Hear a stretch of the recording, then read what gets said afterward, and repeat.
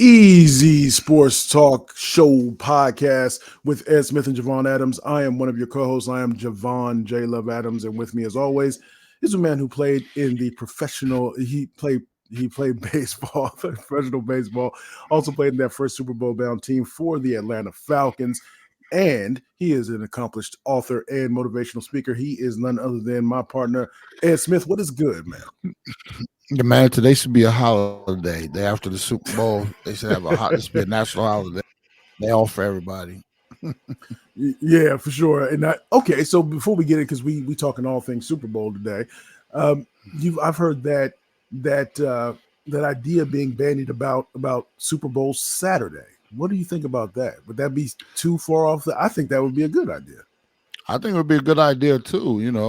What's the sacredness of Super Bowl Sunday? Let's make it a Saturday. That way everybody could enjoy, stay up late, and then use Sunday as a day off, and then get into the work week. This thing where everybody's that either that or start the game at a decent hour, a little earlier. My brother, good Lord. I mean, they got these things. I feel sorry for East Coast people, man. I mean, that thing rolls into 11, 12 o'clock or so. And if you're out somewhere watching it, golly, you have to get home and then get up and go to work this morning. No wonder there's a whole lot of people calling in today. Calling in with leaving the voicemail. My practice. voice. Practice. Wait, hold on. Let me try that again. Let me try.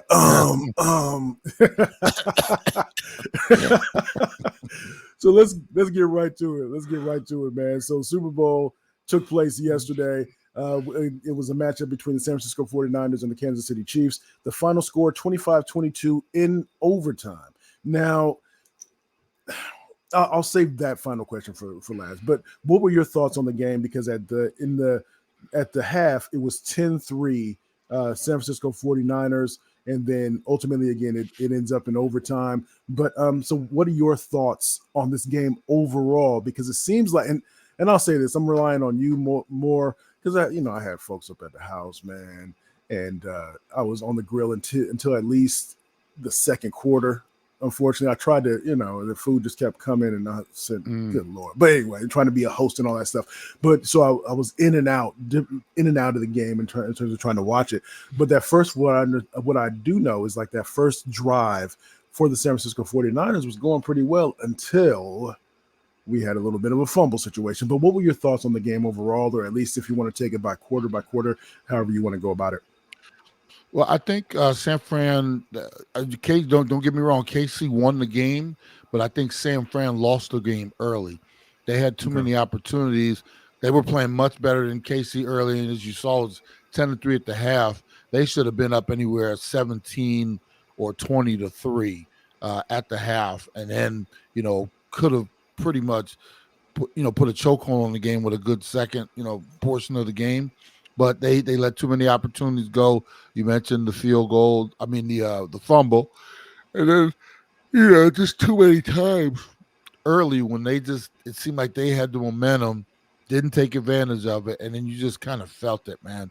When it was 10-3, and it just when Casey was only a score away from tying it or going ahead and different things, it just never felt like San Fran regained that footing. And then in the second portion of the game, second half, they got away from what, got them there in the first place. Also, now they wanted to throw the ball a little too much, if you ask me, not relying on McCaffrey in the running game. And you just saw that champion just get more and more comfortable. And, then, you had the missed blocked, I should say, extra point. Yeah. Too many factors that led up to keeping Kansas City in this game, them not taking control of it, putting it away, or at least making it more difficult for KC. And then once you got to overtime, and I will say this too, the overtime rules for the playoffs, where both teams are going to get the ball regardless of touchdown. Excuse me, I'm sorry, bro. You good? And then the fact that Shanahan didn't defer and let KC take the ball, so you would know what you had to do. If they scored a touchdown, you'd have to score a touchdown. Or if they scored a field goal, you had an opportunity to either tie or win it, just like KC did. I don't know why he took the ball in that situation. That's like the I heard a common. lot. There were a few players. Well, there was at least one player that I heard on Kansas City that did point that out because the player was asked about that, and he said, "Yeah, that was. I don't understand why he did that. That's just ridiculous. We know Maybe that. with the rules in the playoffs." Yeah, maybe that was one of those things where he in the heat of the moment, Shanahan just didn't, it was too much or too fast. And because, like I said, it was even pointed out by, the commentators. It was like that was not the smartest move in the world. It came back to bite them because they did not score the touchdown. And then Mm-hmm. KC knew what they needed. And the closer they got, in overtime, you just felt it. It was like, okay. It's every time they picked up a field goal and got closer and closer, it's like at some point they're gonna pull one of those. And I think I mentioned it the other day on our radio show how Reed is going to keep something in the bag Yeah. for late in the game. And that touchdown play, something they didn't run all game, might not have run. You talking about the maybe overtime touchdown? overtime Yeah. touchdown play. Yeah. It was like, I mean, as you talking about having that one play that, or two or three in the bag that they're not prepared for or haven't seen since week one or even during the regular season. And boom, it was almost like we got him. And that was pretty much it. And I'm not going to, and you was rooting for KC. And for me, it felt like anticlimactic. It was like they scored a touchdown. I was like, oh, that's it. Yeah. It's like, wow. I literally was sitting there, I was like, oh, that's it. They scored a touchdown and game's over. They're champions again. It was, I don't know. It felt weird, but to beat the champ, you got to beat the champ. And it's KC. They showed a little more poise down the end, not just on the field, but coaching wise as well. I guess in the end, it does pay to be there and be that team that's been there and done it. When you talk about what they've showed, what did Brock Purdy show to you? Because that's one of the things that not going in the game manager, game changer, and all that stuff. But did he impress you? Did he do what you thought that he would do in terms of not being nervous and not letting the moment be too big for him?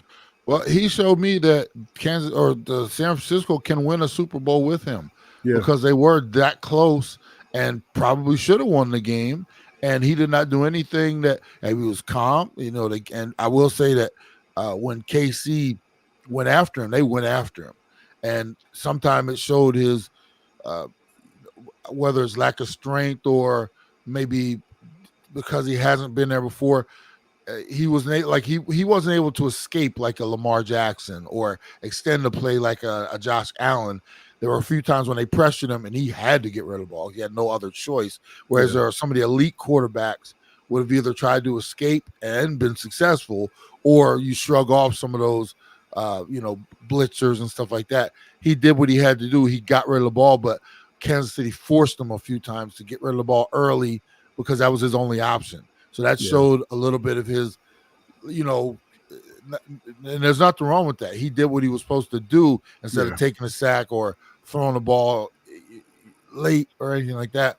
But it did show his limitations. But I still say, even with that being said, he's good enough to win a Super Bowl. And, he didn't do himself any injustice with his performance yesterday. One of the things I wanted to ask, because I heard this being bandied about, and from, again, jumping in and out of it, it seems to be the case. Not a great game. Not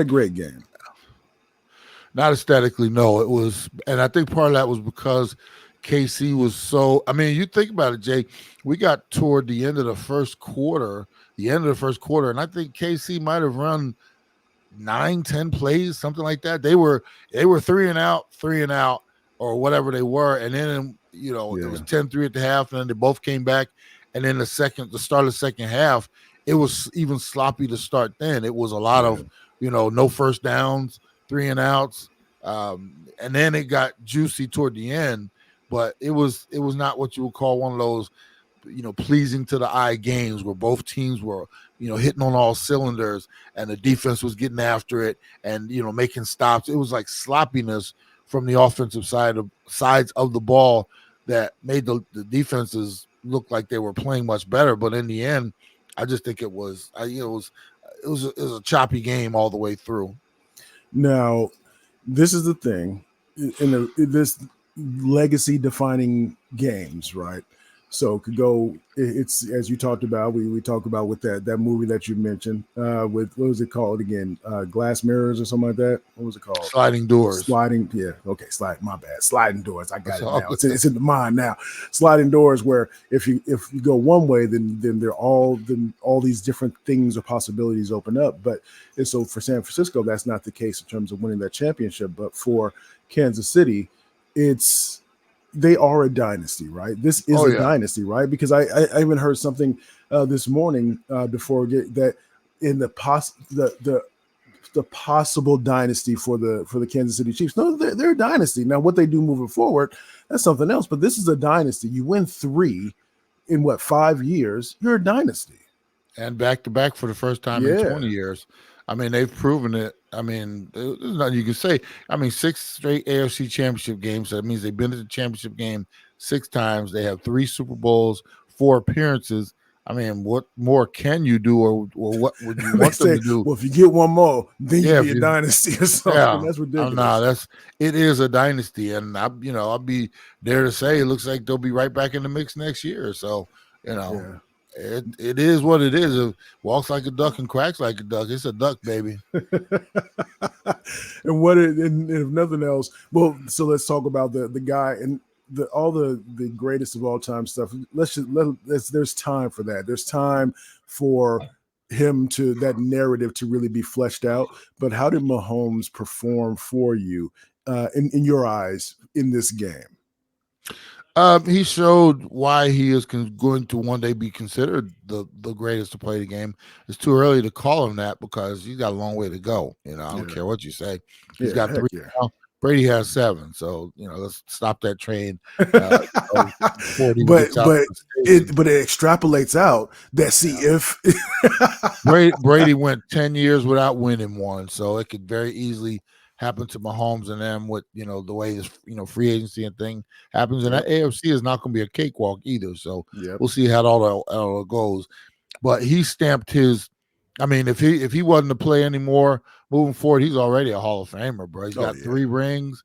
Whatever he does moving forward is just gravy on top of the mashed potatoes. So, I mean, he's done with, and then he sealed it with the way they were able to come back.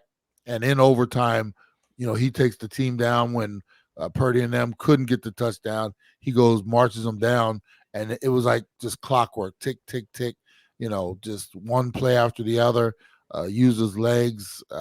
He did everything he's supposed to do. He's at that stage now, too, where there's nothing you can throw at him. You remember, like, Brady, Manning, certain quarterbacks, they've seen so much and done so much, it's almost impossible to fool them. Yeah. He's at that stage now where he's dictating what you're doing instead of you trying to fool him. Mm-hmm. Your best bet is to get in something and just stay in it, because if you're trying to fool him or get in his head, you just, at this point, he's past that stage. You're not going to do that. And that's when you start getting into that, legendary status of your Montanas and Brady's. And, that's when you're no longer playing quarterback. You're like a savant at quarterback. And that's what he's kind of getting toward. He's in that realm now. And this crazy part, he's only 28 years old. Yeah, it is crazy. He figured it out early, and it's going to be a long time with him. I mean, what can you do now to try to, fool him, or what hasn't he seen or dissect it? It's like you blitz him, you're crazy for doing that, because now you're leaving whatever weapons he has out there. If you sit back, he's going to pick you apart. If you try to come up with something exotic, he's like, oh, yeah, I've seen that, done that. So like I said, he's at that point now where they always talk today, the game's slowed down. Yeah. It's actually in slow motion for him. The game is in slow motion for him. So leave me with this. Can you isolate a play or two for San Francisco that they will look back upon this game and regret? Is it the blocked extra kick? Is it the not taking it in the is it taking the ball first in overtime? Is there something else, or is it just the culmination of certain events that happen over the course of the game? Are there 1 or 2 plays that you can isolate, or is it just or no? I would say culmination because everything was just one thing after the other. I will say we'll never know what might have happened if San Fran would have deferred and let KC take the ball. Right. That's the part we'll always wonder about because, as I mentioned, they would have had a chance to see what they had to do, just as KC did, and that changes the whole thing. You know, well, what if KC goes down and they don't get the touchdown, they get the field goal? Now you're in the other boat, and now you know what you have to do. Or say they got an interception or stopped them on on 3 downs and they had to punt or something like that. We'll never know. And I just think that's a decision that Shanahan wishes he had back, and I would have loved to see that as well. A reverse role. So, but all in all, as far as a grade for the game and the atmosphere and everything, I'd give it a C plus. Okay. Yeah.